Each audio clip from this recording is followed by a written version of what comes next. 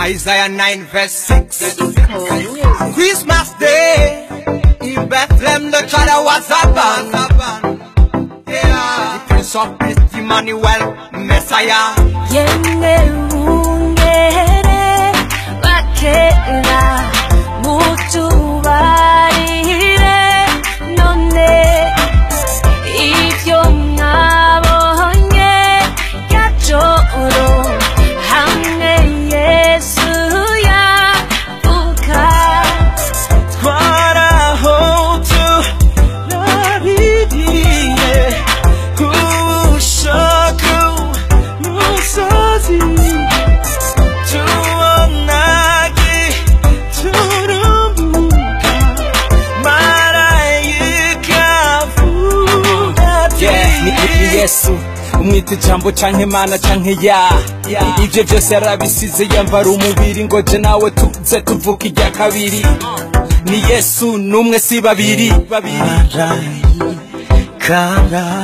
karasukira ati Betelehemu haravukiyumukiza niwe Yesu Kristo uwo mwanya haboneka ingabo zo mw'ijuru zizana n'umuco mwinshi zishimimana Ta voulu nous sauver, prenne la forme d'un homme.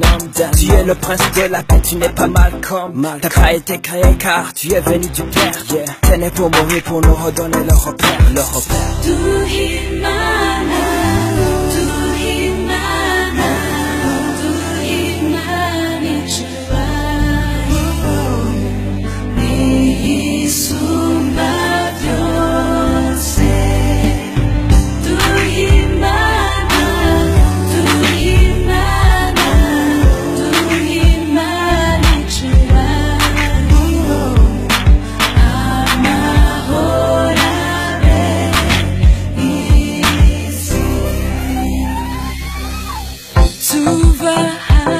Si tu nyaruka tujibe teremu dusanga yugwa uruhinja turuhi baza tuti ungere mwakoze cyane ibyo mwatumariye natwe tuze tumushime tumuhimbaze I told ya, jina lake JSUS wengine wameiga ila he's the best.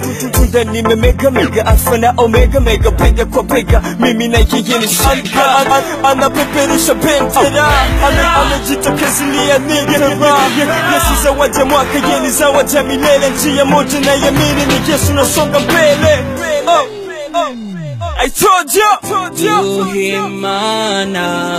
tuhimana kuko umwana tuvukiye duhawe umwana w'umuhungu ubutware buzoba ku bitugu vyiwe azokwitwa igitangaza umujyanama Imana y'ubushobozi data wa twese ahoraho umukama w'amahoro yaje nk'intama azogaruka nk'intambwe ni Yesu Emmanuel Imana mu bantu.